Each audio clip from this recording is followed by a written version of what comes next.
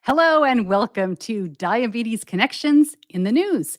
I'm so glad you're here. I'm Stacey Sims, and each week I'll share the top diabetes stories and headlines of the past 7 days. Now, whether you're joining me live on Facebook or you're watching or listening after, I'm here to get you up to speed quickly on what's happening with diabetes technology, research, and in our community.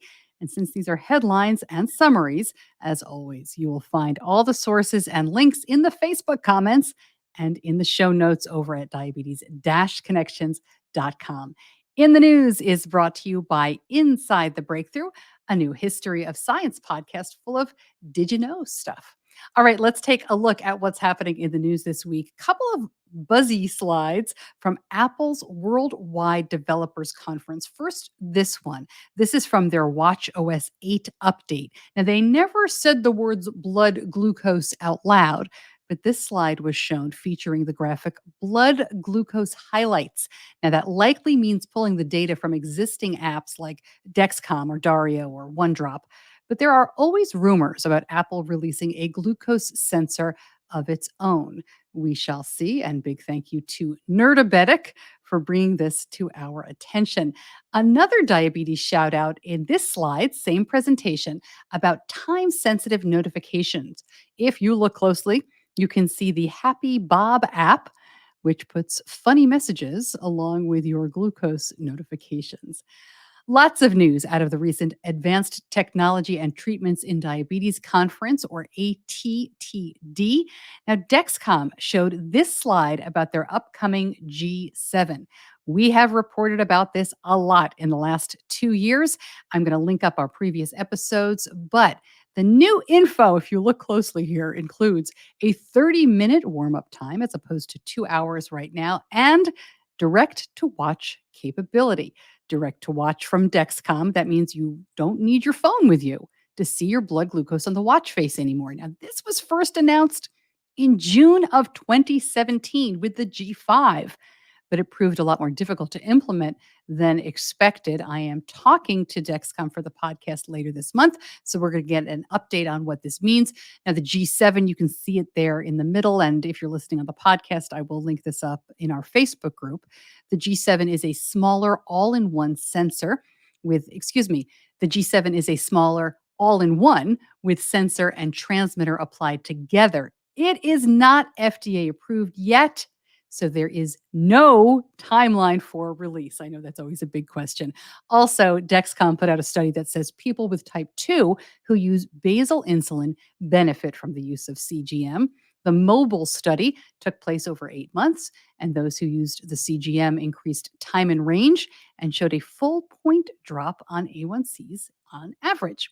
New data presented on Omnipod 5 with Horizon. Now, this is just an abstract, but the full study will be released later this month. This is Insulet's hybrid closed loop system, where it works with the Dexcom to keep a user within a targeted blood sugar range. This study looked at children and adults ages 6 to 70 to measure the safety of the new system. A1Cs came down, time in range went up, very low occurrence of hypoglycemia, and researchers concluded it was safe. The Omnipod 5 operates in two modes, an automated mode and a manual mode. The system provides automatic insulin delivery with customizable glucose targets from 110 to 150, which can be adjusted by time of day. Omnipod 5 with Horizon is in front of the FDA right now, so there is no timeline on release. Also at ATTD, Dario Health looking at outcomes from their highly personalized apps and systems. Dario's study found that personalizing the clinical interventions in response to unique individual actions really helps. That's opposed to systems with more generalized predictions. This study showed more frequency in blood sugar testing and monitoring in those who received a personalized intervention. And it is early on here, but a new closed loop system that knows when you've eaten is being tested. This was a small trial in adolescents and young adults, and it's out of UVA, the same place that developed what became Tandem's Control-IQ. And these researchers say teenagers are particularly prone to skipping meal boluses. This system, known right now as Rocket AP, contains an artificial intelligence bolus priming system that uses CGM to basically decide if you've eaten without bolusing. If it thinks you have, it will automatically dose. Now, here's where gets very interesting. The median time and range after a bolused meal, all right, you took your insulin for your meal, was 100% with the Rocket AP system and 93% with the control system. But it was a corresponding 83% versus 53% after a meal without a bolus. Again, that's 83% time and range when you completely forget to enter your meal bolus. This definitely bears watching. Up next, a diabetes drug is approved for weight loss. But first, a quick break. Diabetes Connections is brought to you by Inside the Breakthrough. This is a podcast that mixes historical wisdom with modern insight. It's a science show that is also very entertaining.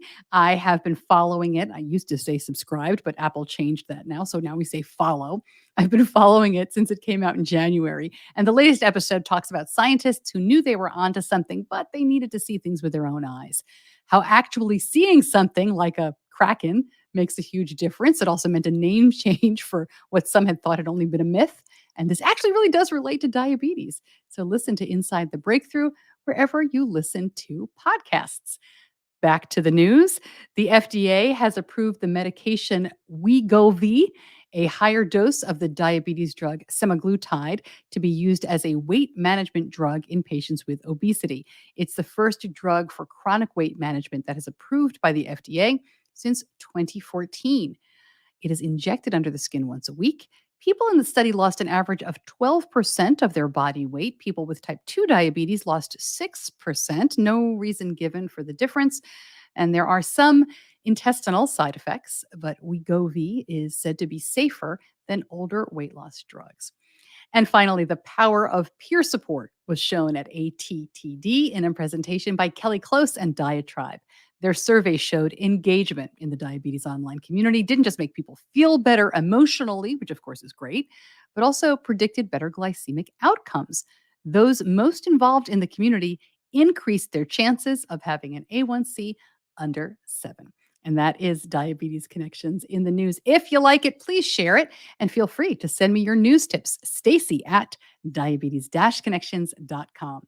Please join me wherever you get podcasts for our next episode. On Tuesday, I'm talking to the folks from Beta Bionics for the first time in a long time to get an update on the iLet pump. And the episode that is out right now is all about what college students want you to know. Thanks so much for joining me, and I'll see you back here soon.